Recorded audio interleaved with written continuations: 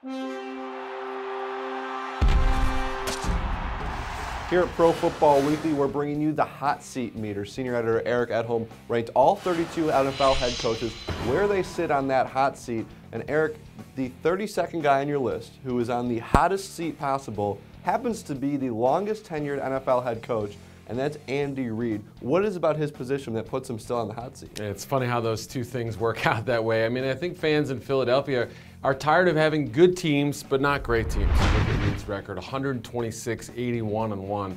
Outstanding numbers, but only 10-9 in the playoffs. And I think that and no Super Bowl titles, he's only gotten to the game one time in his tenure, has really left a bad taste in Eagles fans' mouth. But what was worse than that, the bigger offense was last season, 8-8, amid huge expectations. Now the interesting thing, Joe Banner is out this offseason as president.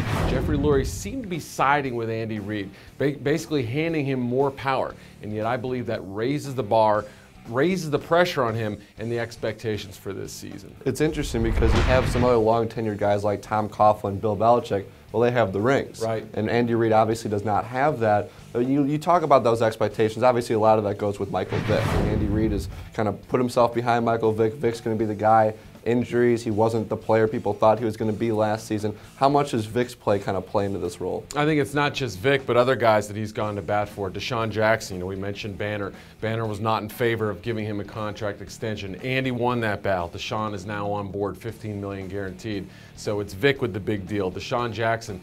And how about Juan Castillo, the defensive coordinator? Andy picked him, was a surprise choice a year ago. Juan had a tough first season, but finished strong. Now we'll see if he can carry that over. So all his guys are all kind of lined up. As far as what they need to do to keep him off that hot seat or to keep his job, I'm saying they have to make the playoffs and probably at least win a game or two. That's really what they're facing right now.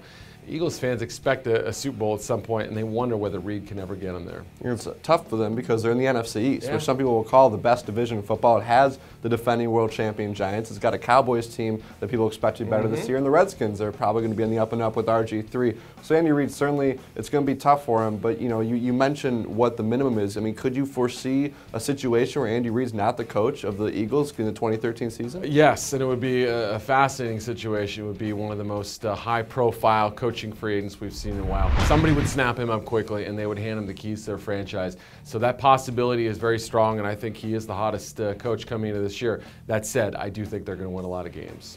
Well, we'll see how that goes and see where Eric ranked all 32 head coaches in the hot seat meter. Check out his story at ProFootballWeekly.com.